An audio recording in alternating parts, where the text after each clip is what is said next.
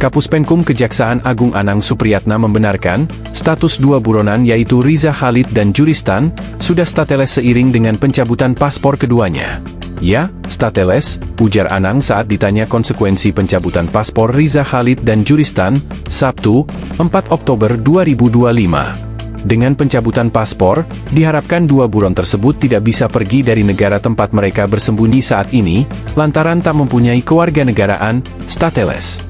Sebelumnya, Direktorat Jenderal Imigrasi pada Kementerian Imigrasi dan Pemasyarakatan memastikan telah mencabut paspor milik Juristan pada Senin, 4 Agustus 2025. Menteri Imigrasi dan Pemasyarakatan Agus Andrianto menuturkan, pencabutan paspor ex anak buah Nadiem itu dilakukan berdasarkan permintaan Kejaksaan Agung, Kejagung.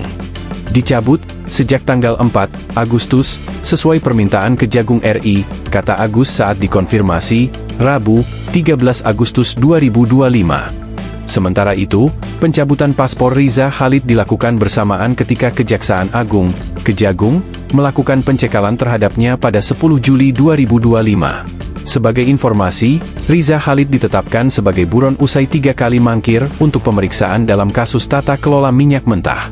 Riza disebut bersepakat dengan 3 tersangka lain untuk menyewakan terminal bahan bakar minyak, BBM, Tangki Merak.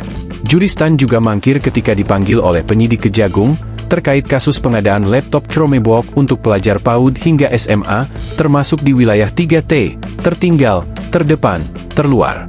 Agustus lalu, Kejagung telah memproses permintaan Red Notice terhadap 2 tersangka tersebut. Red Notice nantinya dikeluarkan oleh Interpol kepada negara-negara anggotanya untuk membantu menemukan dan menangkap seseorang yang menjadi buronan, guna ekstradisi atau penyerahan kepada negara peminta. Download Tribun X sekarang, menghadirkan lokal menjadi Indonesia.